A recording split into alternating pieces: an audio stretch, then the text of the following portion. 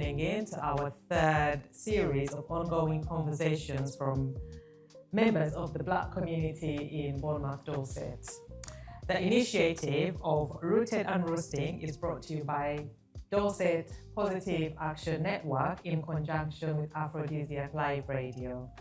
I'm your host today, Beckee White, and my third guest here today is Barney. Barney, please introduce yourself. Thank you, Beckee, for the intro. So my name is Barney Kavai. I'm an entrepreneur here in Bournemouth. I run a healthcare business, among other things. So I'm a portfolio entrepreneur. Portfolio entrepreneur. Can you tell me a bit more about that? So a portfolio entrepreneur is someone that runs different portfolios in different companies in different industries. So predominantly, the Global Healthcare Solutions has been here in Bournemouth for the last 9 years. Wow. So we focus on children and adults with learning difficulties, mental health, autism, or complex needs. Yes. So among that, then I got a technology company and other things. So a technology company within the global healthcare framework, yes. Framework. Okay, that's interesting. And how did that come about? I think healthcare is something that has always been passionate about, and having started in healthcare, started also as a support worker. Okay. And then I just went on to develop in the industry, in the sector, figure out exactly where I fit in, and then grow from it. Okay. And through these discussions that we've so far had, we're trying to aim and explore on resilience, cultural pride within Bournemouth. So how have you found that within growing your business and your being an entrepreneur in within the ethnic minority community? So my journey actually starts as me being a refugee in this country. So it wasn't easy. No. However, I got the opportunity to come in as a migrant, just like everybody else. So the first opportunity I got when I got my papers, I took myself back to university. Excellent. And then I went to do a master's, which is an MBA, which I did at Bournemouth Uni. Okay. Upon completing it, just like any graduate, we all are professionals and try to go into London and to work within the sector of whatever we have done. So then I got the first opportunity in being a management consultant in London.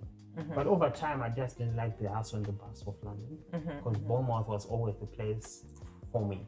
So then I came back down, and then of course, when you start business, there's a lot of stigma that comes with it. Absolutely. You are young, you are black, you have to fit in different ways.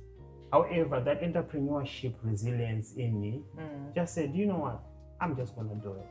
So COVID came, so I utilized that opportunity to excel myself within the industry, because there was, the healthcare is one industry that was booming at that point, but a lot of fallback in terms of what was happening with the COVID and everything. Yeah. So then I just positioned myself and then grow from there. Yeah. Oh, that's very interesting, because of course you've grown more through, unfortunately, the pandemic, but in a positive way that gave you even more resilience to pick up. And how was it trying to, formulate your business whilst the world or the country was going through a pandemic? What were the main obstacles within that time? I mean, from actually, because it's a care industry, was that possibly home care, nursing care? Yes. How difficult was that to navigate? It was a difficult time to navigate. However, I had the experience before because I was a support worker before.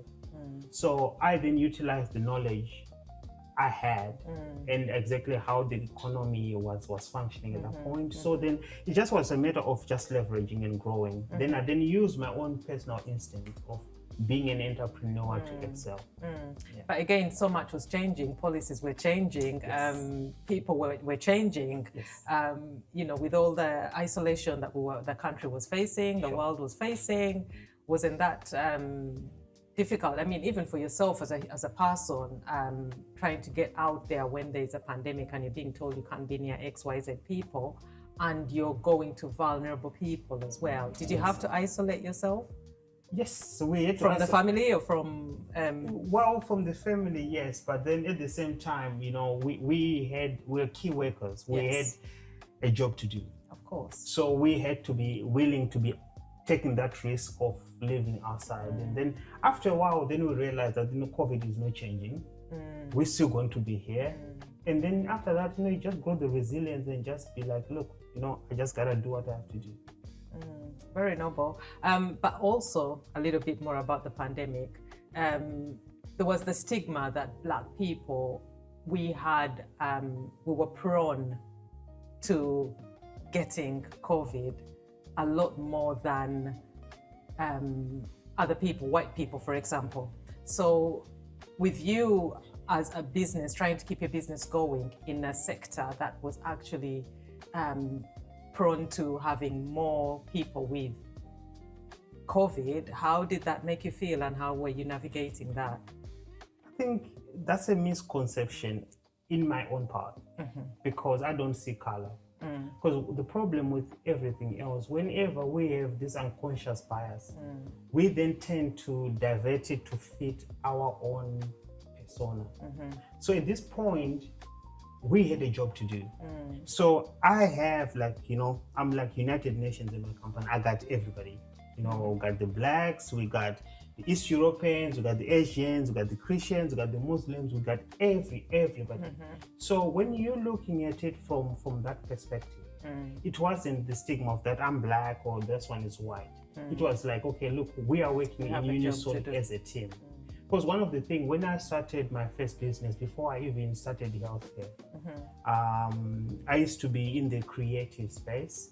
And then over time, when I finished my master's, I got an opportunity to become a board of trustees for different charities here. I was a trustee for Dorset and Race and Equality Council. Working alongside the council where we represent diversity within the workplace and the community. I then was part of International Care Network, where they represent asylum seekers and stuff like that. So that exposure made me realize that sometimes when you felt like being a victim, that you are being Black, you're actually self-sabotaging yourself, because sometimes it's your voice that everyone wants to hear. Absolutely. So example, when I was a refugee before, so now I'm part of this International Care Network where it represents refugees. But none of the board members at that point have had the ability to have a first experience of what like you did. So that means that I'm coming in not only bringing expertise, but I have the lived experience. Exactly. So the way you perceive yourself and how you connect, how you approach things sometimes becomes the difference between success and failure. Oh, interesting. Tell me a bit more. You've said that which I did know actually, you were on the board of trustees for Dorset Race and Equality Council. So I did not work with them, but I had a little bit of an interaction with them through a youth group that I ran, and youth empowerment platform. How was it being on the board of Dorset Race and Equality Council? Rewarding.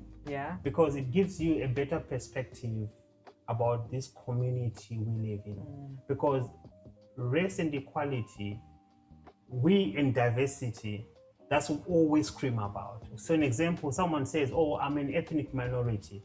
How do you define that? You get what I mean? At that point, there's one point, a couple of years back, you know, we used to have this whole police stopping and searching. Stop and search, yes. You get what I mean? So we can put the police to account to be like, okay, can you define why would you stop the next Black person?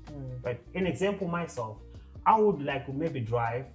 I would just like to wear a hoodie. Because at that point, I feel safe when I'm doing that, right? I'm wearing a hoodie, I got tinted windows in my car, and then police stop me. Then the first thing is, if someone thinks like, oh, you stopped me because I'm Black. But then no, you created conditions at that point. So we're looking at it from an objective point of view, to say, how do we represent everybody in different dynamics of our society? So that's what Dorset Race and Equality represented. So we have a problem at work because of think it's a racial issue. Then you can come there, then we can then signpost you to different other advocate groups that works alongside. And was it mainly people from Black ethnic minority that you would encounter whilst you were working with Dorset Health and Dorset Race and Equality Council? No, because it could be even the Gypsy community. In here, there's still a minority group, so we still work with them to represent whatever that interest will be. Okay, very interesting. Any other community initiatives that you have been part of? Yes, I've also worked with Aphrodisiac.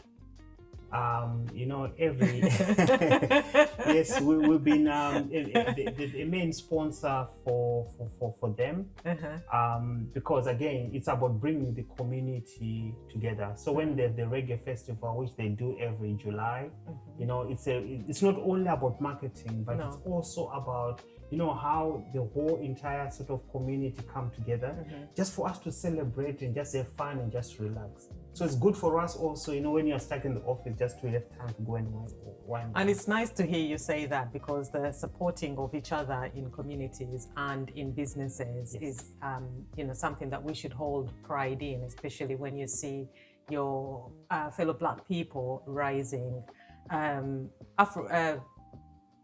Bournemouth Reggae Weekender is coming into its sixth year this year. Yes. And I've seen it from the beginning, from year 1, year 2, year 3, year 4, year 5, and now year 6.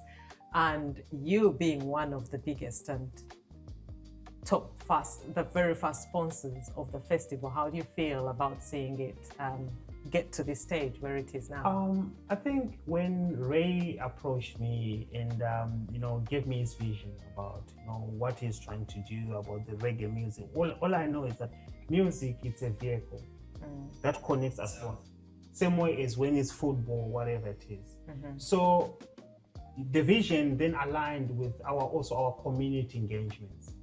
Does it make sense? Yes, so it also gives me the ability that I give some tickets for our staff, because it's going over through the whole weekend. That's it. To just have the ability to just connect with the community, just to see, when we can, some of these artists, we bring all these big artists that are coming.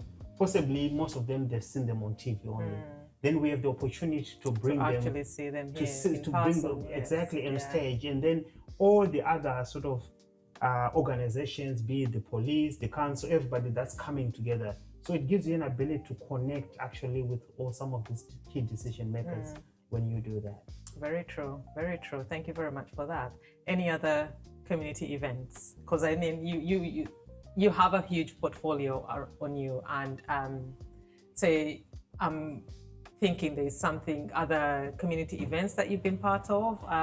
Yes, I think anything to do with young people. Okay. I run also a social enterprise called Rise Organization. Okay. It promotes young people in leadership, entrepreneurship, and education, because I know the young people are the future leadership generation. But then it always comes to the fact that how do we define us as young people as the agents of change?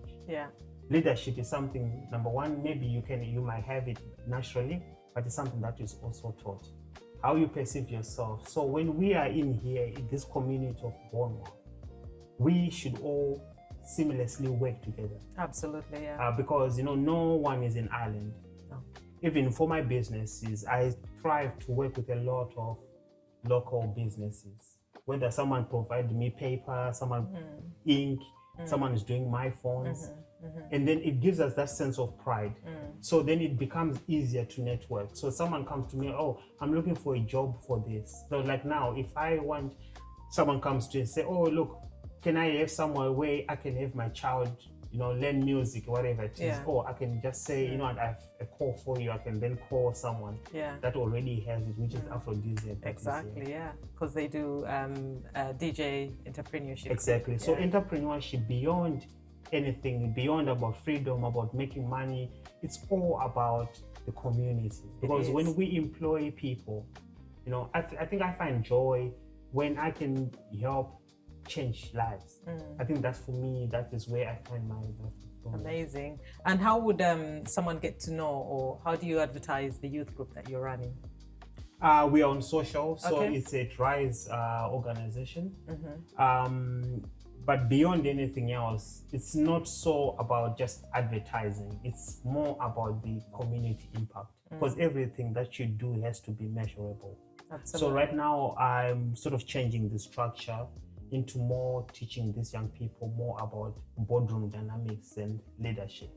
Because in every business, decisions are made in the boardroom. Yeah. But boardroom dynamics is an environment that you need to understand how it works, how it functions, and how key decisions are made.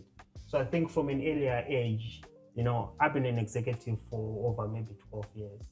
So that's all I know. Yeah. So I can only correlate in terms of, if I need something, how is the decision made, and where can I and what can I engage? So it gives me the confidence to work in any shop or in any place and try to just do the same thing. So on all socials, you were saying, so Instagram, Facebook, we can find the group. What's it called again? Rise Organization. Rise Organization. Okay. And any age group or that? Or are you going from 8 years, from 6 years? No. Newborn? So I would say maybe early teens. Okay. Yes. Of course, like now, all young people nowadays are learning. Yes. Very early. So it's a matter of, like, again, it's something that now we are redefining as an organization, because of course it's all to do with time. So something I'm passionate about is how executive leadership and how decisions are made. So that's the reason why now we are rebranding ourselves and talk more about boardroom dynamics.